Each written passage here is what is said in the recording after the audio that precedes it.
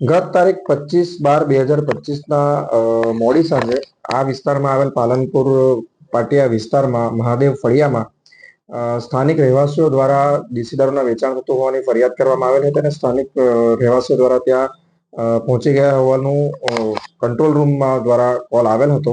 આ બનાવ અંગે અત્રેના પોલીસ સ્ટેશન કે જે પાલ પોલીસ સ્ટેશન એન ડિવિઝન તથા ઝોન 7 વિસ્તારમાં આવેલ છે તે વિસ્તારની પોલીસ ટીમે સ્થળ પર પહોંચીને ગુનો દાખલ કરેલ છે.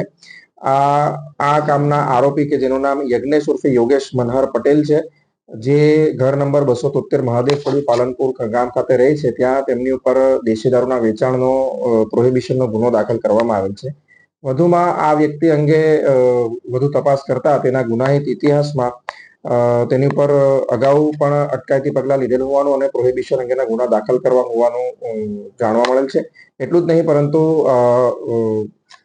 પાલ પોલીસ સ્ટેશન વિસ્તારમાં ડિસેમ્બર માસમાં જે કબજાના 3 કેસ તથા 2025માં પ્રોહિબિશન હેઠળ કુલ 330 ગુના દાખલ કરવામાં આવેલ છે. આ ઉપરાંત જે વિસ્તારમાં આ રીતની ફરિયાદ ઉઠી છે તે પાલનપુર ગામમાં પાછલા કેલેન્ડર યરમાં લગભગ 32 જેટલી રેડ કરવામાં આવેલ છે. આ જે મુદ્દેગર છે એને દેશી દારૂનું વેચાણ છે કે વિદેશી દારૂનું પણ વેચાણ છે?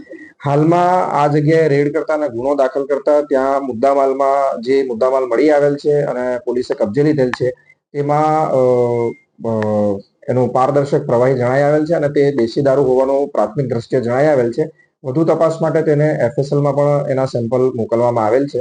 FSL રિપોર્ટ મળતા જાણવા મળશે કે તે દેશી દારૂનો કયો પદાર્થ છે. કેટલા સમયથી વેચાણ?